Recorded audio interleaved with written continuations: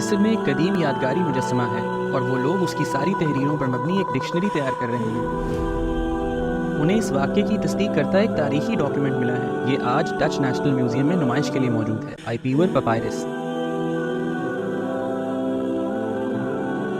پیغمبر موسیٰ علیہ السلام اور ان کے مقابلے پر خود کو خدا کہنے والا بادشاہ۔ موسیٰ علیہ السلام کے ساتھ بنی اسرائیل ہیں جو کئی مرتبہ ان سے بے وفائی کر چکے اور ناشکرے ہیں۔ اللہ نے انہیں ایسا کام سونپا جس کی ذمہ داری شاید ہی کوئی لے سکے۔ وہ خدائی کا دعویٰ کرنے والے بادشاہ کے پاس جائیں گے اور کہیں گے کہ بادشاہ خدا نہیں بلکہ خدا کا ایک بندہ ہے۔ وہ کہیں گے آسمانوں اور زمین کا خالق صرف ایک ہے اور تم اسی خدا کے آگے جھکو۔ یہ واقعی بڑے حوصلے کی بات ہے۔ اللہ کے حکم پر وہ پیغمبر ہارون علیہ السلام کے ساتھ روانہ ہوتے ہیں۔ ایک لمبا اور مشکل کام شروع ہوتا ہے۔ اسکالرز ہر صدی میں اس قصے سے سبق حاصل کر کے بیان کرتے رہے ہیں، لیکن کچھ سبق صرف گزشتہ 200 سالوں میں ہی سامنے آئے ہیں۔ آرکیولوجی، ہسٹریوگرافی اور ریسرچ کی ترقی کے ساتھ قرآن کے کچھ معجزے حال ہی میں معلوم ہوئے ہیں۔ آج ہم مل کر ان میں سے 4 معجزے دیکھیں گے۔ تو چلیں شروع کرتے ہیں۔ قصے کے درمیان میں موسیٰ علیہ السلام سے نمٹنے کا طریقہ سوچتے ہوئے فرعون نے اپنے آدمیوں کو ایک حکم دیا۔ اسے قرآن میں سورۃ القصص کی آیت نمبر 38 میں یوں بیان کیا گیا ہے۔ اور فرعون بولا اپنے آدمیوں سے، اے دربار والوں، میں تو اپنے سوا تمہارے کسی اور خدا سے واقف نہیں ہوں۔ حامان تم ایسا کرو، میرے لیے گارے کو آگ دے کر پکواؤ اور میرے لیے ایک اونچی عمارت بنواؤ تاکہ میں اس پر سے موسیٰ کے خدا کو جھانک کر دیکھوں، اور میں تو پورے یقین کے ساتھ یہ سمجھتا ہوں کہ یہ شخص جھوٹا ہے۔ اس آیت میں ایک بہت دلچسپ معجزہ چھپا ہے۔ آیت کے مطابق حامان نامی شخص فرعون کا قریبی ساتھی تھا۔ یہ نام قرآن میں 5 اور جگہوں پر بھی آیا ہے۔ اگر ہم فرعون کی طرف سے اسے دیے گئے حکم پر غور کریں تو یہ بات سمجھ آتی ہے کہ تعمیراتی اور خدائی کے کام اس کے سپرد تھے۔ کسی اور طرح حاصل نہ ہو سکنے والی یہ تاریخی معلومات دینا اور اس شخص کے نام اور پیشے کو تفصیل سے بیان کر سکنا کسی جھوٹے شخص کا کام نہیں ہو سکتا۔ اگر پیغمبر محمد صلی اللہ علیہ وسلم جھوٹے ہوتے، نعوذ باللہ من ذالک، تو آپ صلی اللہ علیہ وسلم کے لیے یہ بات کہہ کر خطرہ مول لینا ممکن نہ ہوتا، لیکن اصل بات ابھی باقی ہے۔ حامان کا نام تورات میں بھی آیا ہے، لیکن تورات میں بیان کیا گیا حامان تعمیرات کا ذمہ دار تو کیا مصری بھی نہیں ہے بلکہ وہ فارس کے بادشاہ کا وزیر ہے۔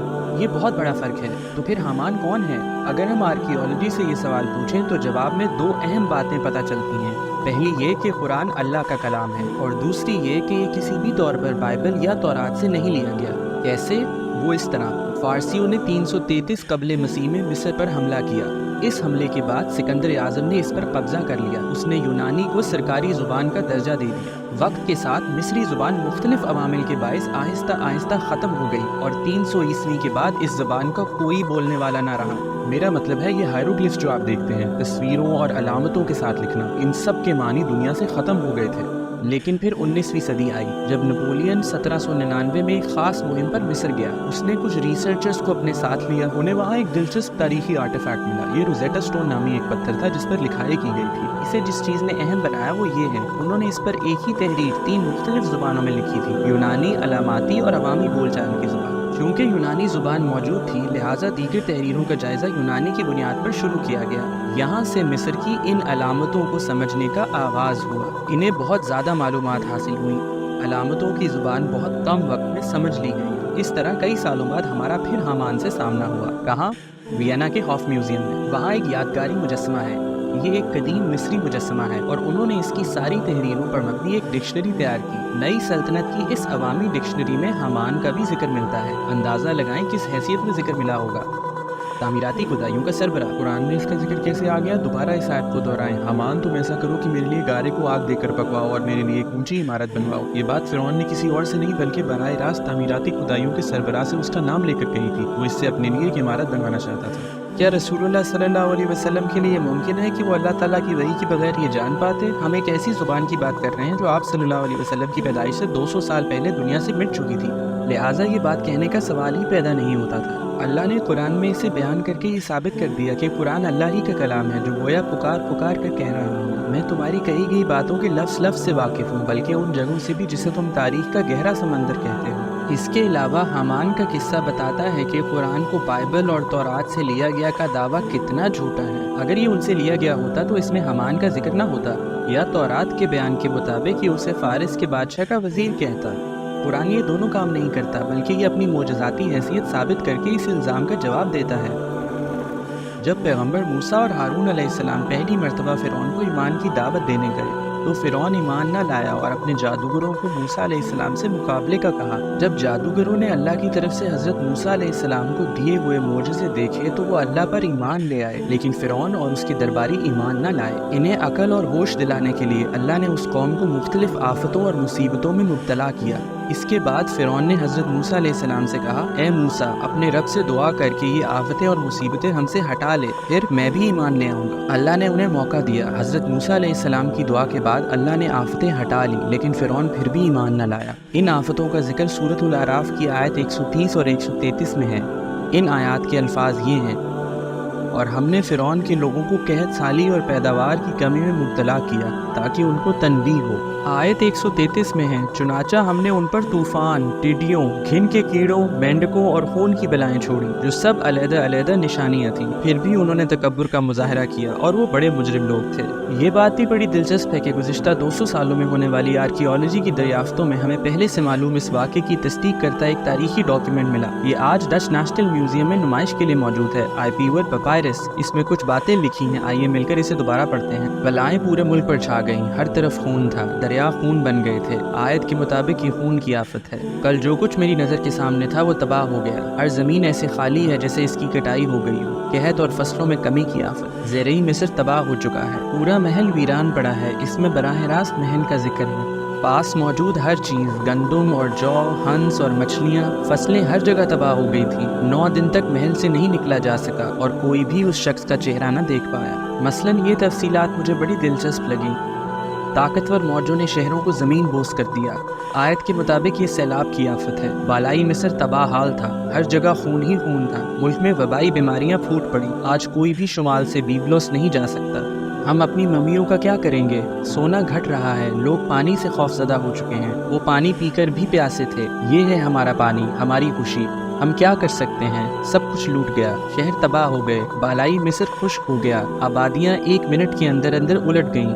دوسرے الفاظ میں پپائرس نے واضح طور پر وہی کہا جو قرآنی آیات نے بیان کیا۔ ذرا تصور کریں، بیماریاں، خون کی آفت، سیلاب، محل سے کسی کا نہ نکلنا، قحط، فصلیں سوکھ جانا، 1 منٹ میں ہر چیز تباہ ہو جانا۔ آخری 2 آفتیں ٹڈیوں اور کیڑوں سے متعلق ہیں۔ تو یہ تاریخی ڈاکیومنٹ 2 اہم چیزیں ظاہر کرتا ہے۔ پہلی چیز، قرآنی آیات نے معجزاتی طور پر یہ واقعات بیان کیے۔ دوسری چیز، ہمارے پاس حضرت موسیٰ علیہ السلام کے معجزوں کے بارے میں اسی دور کے تاریخی ڈاکیومنٹس ہیں۔ چونکہ یہ تمام آفتیں بہت کم عرصے میں باری باری آئی تھیں، لہٰذا یہ لازماً اللہ کی طرف سے اس قوم پر عذاب تھا۔ دوسرے الفاظ میں پپائرس حضرت موسیٰ علیہ السلام کے معجزوں کے ذریعے بتاتا ہے کہ نبوت کا تصور سچا ہے۔ اس قصے میں ایک موقع پر اللہ حضرت موسیٰ علیہ السلام کو ایمان والوں کے ساتھ مصر چھوڑنے کا حکم دیتا ہے۔ کیونکہ فرعون یہ نہیں چاہتا تھا، لہٰذا انہیں چھپ کر رات میں نکلنا پڑا۔ کچھ دیر بعد فرعون کو علم ہوا اور اس نے اپنے سپاہیوں کے ساتھ ان کا پیچھا شروع کیا۔ آخرکار جب موسیٰ علیہ السلام اس سمندر کے سامنے پہنچے جسے ریڈ سی کہتے ہیں، لیکن اس کا نام کسی آیت یا دوسرے ذریعے میں نہیں بتایا گیا، حضرت موسیٰ علیہ السلام کو احساس ہوا کہ فرعون آ رہا ہے۔ ذرا تصور تو کریں، فوج جیسا ایک سمندر آپ علیہ السلام کے سامنے ہے اور سمندر جیسی فرعونی فوج آپ علیہ السلام کے پیچھے ہے۔ حضرت موسیٰ علیہ السلام نا امیدی کے اس حالت میں سوچ رہے تھے کہ کوئی راستہ ضرور نکلے گا۔ اللہ نے ان سے فرمایا، سمندر پر اپنی چھڑی مارو۔ جب انہوں نے سمندر پر ضرب لگائی تو ایک معجزہ ہوا، سمندر 2 حصوں میں بٹ گیا اور مومنین نے حضرت موسیٰ علیہ السلام کے ساتھ سمندر پار کرنا شروع کیا۔ فرعون نے ان کا پیچھا کیا لیکن انہیں پکڑ نہ سکا۔ جب موسیٰ علیہ السلام نے سمندر پار کیا تو فرعون اس وقت موسیٰ علیہ السلام کو پکڑنے کی کوشش میں سمندر کے بیچ میں تھا اور اسی وقت سمندر آہستہ آہستہ دوبارہ سمٹنا شروع ہوا۔ ان آیات میں اللہ تعالیٰ فرماتے ہیں، یہاں تک کہ جب ڈوبنے کا انجام اس کے سر پہ آ پہنچا تو کہنے لگا، میں مان گیا کہ جس خدا پر بنو اسرائیل ایمان لائے ہیں اس کے سوا کوئی معبود نہیں اور میں بھی فرما برداروں میں شامل ہوتا ہوں۔ سورہ یونس آیت 90۔ لیکن اس کا ایمان لانا قبول نہ ہوا۔ آگے آیت کے مزید الفاظ یہ ہیں، جواب دیا کیا کہ اب ایمان لاتا ہے حالانکہ اس سے پہلے نافرمانی کرتا رہا اور مسلسل فساد ہی مچاتا رہا۔ سورہ یونس آیت 91۔ پھر معجزے کے طور پر مستقبل کی خبر دی جاتی ہے، لہٰذا آج ہم تیرے صرف جسم کو بچائیں گے تاکہ تو اپنے بعد کے لوگوں کے لیے عبرت کا نشان بن جائے، کیونکہ بہت سے لوگ ہماری نشانیوں سے غافل بنے ہوئے ہیں۔ اب ہم تاریخ میں آگے بڑھتے ہیں اور گزشتہ 200 سال دیکھتے ہیں۔ اہم دریافتوں نے مستقبل کی اس خبر کی تصدیق کی ہے۔ پپائرس نمبر 6 ایک قدیم تحریری پرچہ جو آج برٹش میوزیم میں موجود ہے مصر میں کھدائیوں کے دوران ملا تھا۔ اس کے مطابق محل کے ایک عہدیدار نے دوسرے عہدیدار کو خط لکھا اور اسے فرعون کے غرق ہونے کے بارے میں بتایا۔ قدیم مصر وہ ریاست تھی جو آسانی سے شکست تسلیم نہیں کرتی تھی اور ریاست کی حیثیت سے وہ جب چاہے تاریخی تحریریں مٹا سکتی تھی، لیکن اس دور کا ایک خط واضح طور پر اس واقعے کی خبر دیتا ہے۔ آئیے مل کر اسے پڑھتے ہیں۔ آمنومنی کی طرف سے جو محل کے وائٹ روم کا محافظ کتابوں کا رکھوالا ہے، منشی پینٹیرٹ لکھنے والے کے لیے، جب یہ خط تمہیں ملے اور اس کی ہر سطر کو پڑھ لیا جائے، اس افسوسناک آفت کے بارے میں جان لیا جائے، سمندر کی موجوں میں ڈوب جانے کی آفتیں جو تمہارے دل کو دکھی کر دیں گی، تمہارے دل کو ایک تیز آندھی میں پتے کی طرح مسمار کر دیں گی۔ آفت شدید تھی اور ہونے والی بات اچانک ہو گئی۔ غور سے سنو۔ پانی میں سو جانا کسی انسان کے لیے بڑی قابل رحم بات ہے۔